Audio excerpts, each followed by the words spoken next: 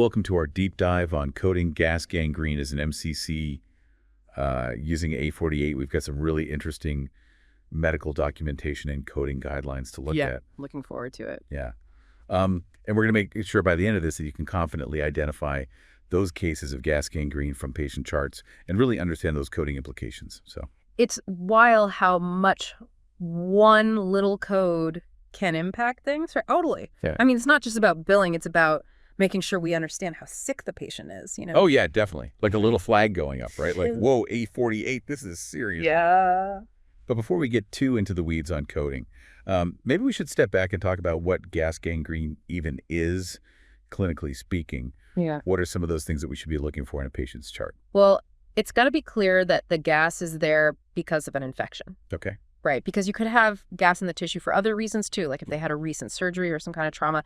So that link to infection has to be really clear in the documentation. So let's say I see gas bubbles documented, and then also some of those classic signs of infection, redness or swelling or even some purulent drainage. I mean, that sounds like a pretty strong case for gas gangrene, right? Right, exactly. You're looking for that gas A and D, those infection signs, together. That's what really clinches the diagnosis. And don't forget about how quickly this progresses. Yeah. Our sources really emphasize that this thing moves fast. Oh, yeah, for sure. Some sources mention tissue death happening in a matter of hours, so definitely not something to mess around with. But what if the documentation isn't really clear on what's causing the gas? Should we just default to A48 if we see gas just to be safe? I wouldn't go that far. I mean, the gas is definitely a huge red flag. But like we said, it's not always from infection. So if it's not clear, we got to query the doctor, right? Make sure we're not assuming anything. Querying. Every coder's best friend, I tell you. It helps make sure we're not making assumptions, that the code is a true reflection of what's actually happening. But let's say we get that confirmation from the physician. They say, yep, it's infection related. Are there any super specific things in the documentation that really make that A48 code solid? Keep an eye out for crepitus. You know that crackling sound? Oh, yeah. When there are gas bubbles under the skin? That's classic gas gangrene on a physical exam. And it really makes a case for A48. Crepitus. Even the word sounds kind of scary, doesn't it? You can just picture it. But what about treatment? Does anything specific, like procedures, really help validate that A48 code? Absolutely. Gas gangrene usually means aggressive treatment, so things like IV antibiotics, surgical debridement, even amputation. Seeing those documented is another layer of support for your coding decision. Okay, hold on. You said debridement. Can you maybe just quickly explain what that is for anyone who might not know? Oh, sure. Debridement is basically just removing that dead or infected tissue surgically. It's like cleaning out the wound to help the healthy tissue heal. Really common with gas gangrene to try and keep that infection from spreading. Gotcha. So if we see that kind of treatment happening, the antibiotics, the debridement, alongside the gas and the infection, we're feeling good about coding A48. Yeah, you're on the right track. Those are all strong signs pointing to gas gangrene. But here's where things get really interesting. Even if there's already a code that mentions with gangrene, Okay. you can still use A48. Wait, really? Why is that? Wouldn't it be kind of redundant to use two codes that essentially describe the same thing? Well, not exactly the same thing. The first code might just be indicating gangrene in general, but A48 specifically captures that gas gangrene aspect, which, like we've been talking about, that's way more serious. So it's all about getting super specific with those codes. You're not just saying gangrene. You're saying, hey, this is GAS gangrene, and it's a big deal. Starting to see how much one little code can impact things. Right. It's like waving a big red flag. Hey, this is complicated. This needs extra attention. Okay, I'm getting it. So we've got a good handle on what gas gangrene is, why it matters to code it right. Now, let's get into some real-world coding scenarios. What about those gangrene unspecified codes? Do those ever come up with potential gas gangrene cases? Oh, all the time. Sometimes the documentation just doesn't clearly tell you what kind of gangrene it is. You just see gangrene unspecified or something like that. And that's when we got to put our detective hats on. Okay, I like that. So we're digging for clues to see if maybe it really is gas gangrene, even if they don't come right out and say it. What kind of clues are we looking for in those situations? It's all about those clinical indicators again, description of the gas, signs of infection, documentation of treatment, like those IV antibiotics or the surgical debridement we talked about. If those are there, it makes a stronger case for A48, even if the doc hasn't specifically documented gas gangrene. So it's like we're connecting those dots between what's actually happening clinically and how we code it. We're not just throwing codes around. We're really thinking it through, using our judgment to paint that accurate picture. Right. Exactly. Coding isn't just picking from a list. You got to understand what's going on with the patient, all those little details, and then translate that into the language of codes. Yeah, I like that. It's like we're speaking for the patient through the codes in a way. Yeah. Speaking of clinical nuances, one thing that comes up a lot in coding is diabetes and gangrene.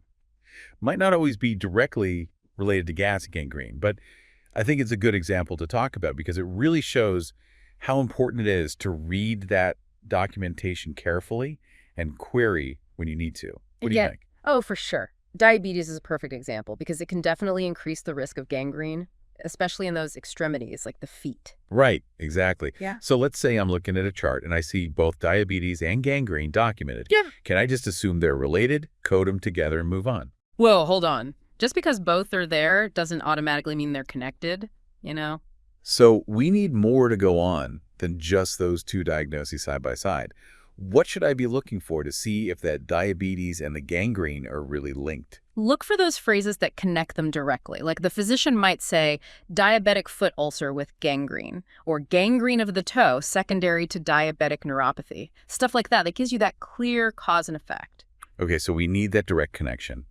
But what if it's not spelled out that clearly? What if they just list diabetes and gangrene separately? No explanation. Time to query. If it's vague, you got to ask. Get that clarification from the physician. Because if we assume a relationship that isn't really there, well, that could mess up the coding and even affect the patient's care later on, right? Absolutely. And remember, those ACDIS guidelines, they actually give us some help here. They remind us that if the type of diabetes isn't specified, we can usually default to type 2. Good point. So always check for the specific type, or if it's unspecified, type 2 is our go-to. Anything else from those ACDIS guidelines on diabetes and gangrene that could help us with our gas gangrene coding? Well, the guidelines talk about how when you see with in a code description, it usually implies a cause and effect relationship. So if you see a code like diabetes with gangrene, it's generally safe to assume they're related unless the documentation says otherwise. Makes sense. It's like that with is a little arrow pointing us towards a connection, but we still got to be careful, not just assume blindly. Right. Always be on the lookout for anything that contradicts that assumption.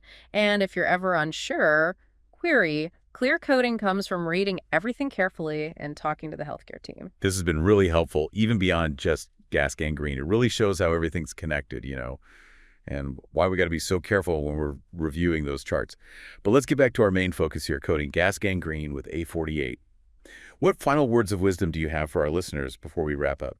I think the biggest thing to remember with A48 is making sure the documentation clearly shows that the gas is there because of an infection. Right. Like we've been saying, that's what makes gas gangrene gas gangrene. That's what sets it apart. Yeah, because we talked about how gas can be there after trauma or surgery. Exactly. So just seeing gas isn't enough. We got to see that connection to infection.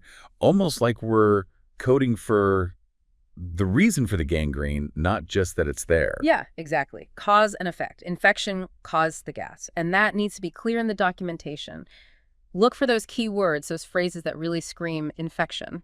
Like what? Well, purulent drainage, foul odor, crepitus, like we talked about, any signs of inflammation, that kind of stuff. Right. And of course, the treatment. If they're doing those aggressive things, the IV, antibiotics, surgical debridement, even amputation, that's a big clue that this is serious. Absolutely. Treatment tells you a lot about how bad the infection is.